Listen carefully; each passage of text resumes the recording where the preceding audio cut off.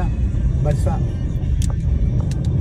Ayan po guys, lumabas pa rin kami hanggat ano, wala pang ulan po guys. Ayan.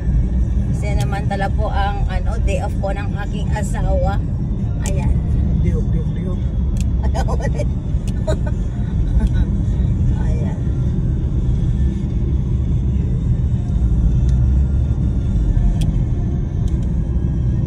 Ganda ng ano ng paggawa sa may ulap po. Ganda ng ulap talaga. Lalaan baba.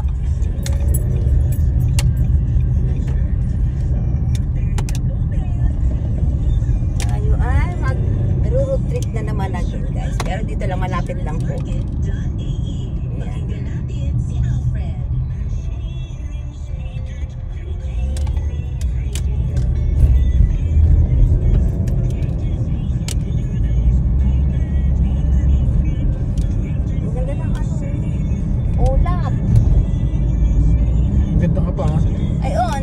Ayan po guys ang aking driver, ang aking asawa. Ayan.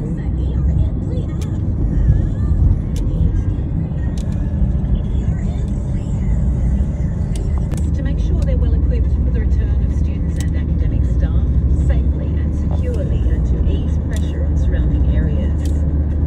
Meanwhile, Sharjah Department of Human Resources has issued a directive to the Emirates public service employees to continue to work from home tomorrow. Remote work will continue Makatubig pa kasi. Thursday, April 18th for all employees at Sharjah. Ano, work from home, yung binabalita, continue work from home until tomorrow. Di work from home ka pa rin hanggang bukas. Government ba ako? The Dubai tram is now operating according to its regular schedule with services returning to normal. Operations at some of the RTA's customer service centres have been partially affected by the weather. The authorities advise Ano pa rin kasi, hindi pa rin marami pa rin sa lakas ng tubig. Sabi hindi kagad mapump out. Tapos ano pa po? Operations have started on the red line between Centrepoint Station and Jijiko Station, between Bergerman Station and World Trade Center, and from Jebel Ali Station to Expo 2020 Station. And green light services have restarted from Etislat Station to Abu Hail and from Creek Station to Al Ras. Free shuttle buses are operating. Anong bulaklak po nila dyan guys? Sa may kalsada po nila guys. Check the AR Red News Center's app. Wala na.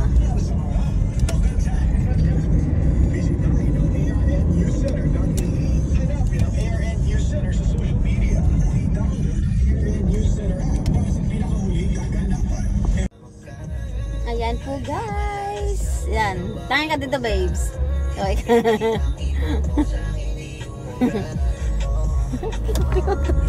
Ayan po guys. Thank you guys for watching. Bye bye.